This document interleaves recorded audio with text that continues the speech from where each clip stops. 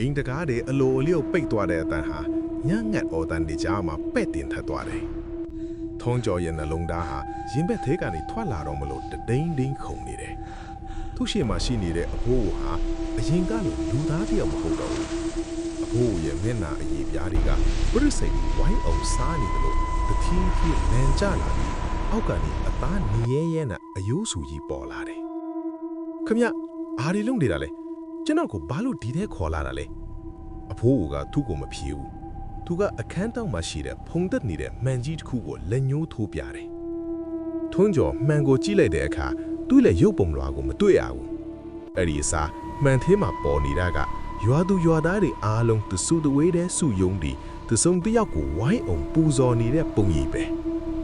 အဲ့ဒီအလဲမှာရှိနေတာကထွန်းကျော်ကိုယ်တိုင်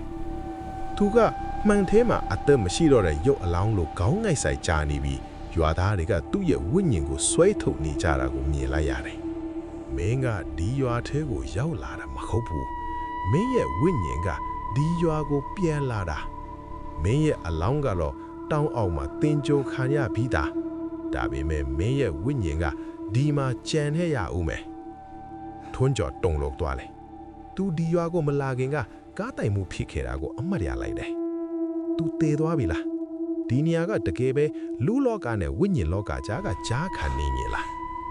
ထုံးကျော်ဟာကြောက်စိတ်ကိုအန်တူးပြီးမှန်ကြီးကိုလက်နဲ့ထုခွဲလိုက်တယ်မှန်ကွဲစဲတွေကြားကနေအလင်းအောင်တစ်ခုထွက်ပေါ်လာပြီးအဖိုးရဲ့အော်ဟစ်ထန်ဒီနဲ့အတူရွာတရွာလုံးငလဲလွတ်တယ်လို့တုံခါသွားတယ်သူပြေးထွက်လာခဲ့တယ်ရွာလဲလမ်းမပေါ်ရောက်တဲ့အခါရွာသားတွေအားလုံးဟာသူတို့ရဲ့မျက်နှာဖုံးတွေချွတ်လိုက်ကြတယ်တယောက်မှမျက်နှာမပါဘူးအားလုံးကမျက်လုံးနေရာမှာအပေါက်ဝိုက်ကြီးတွေနဲ့သူတို့ကထွန်းကျော်ကိုဝိုင်းယွန်ချရင်တပြိုင်နက်ထဲအော်ဟစ်လိုက်ကြတယ်မင်းကိုစောင့်နေတာကြားပြီးမင်းရဲ့ဝိညာဉ်နဲ့မှငါတို့ဒီရွာကနေလွတ်မြောက်နိုင်မှာ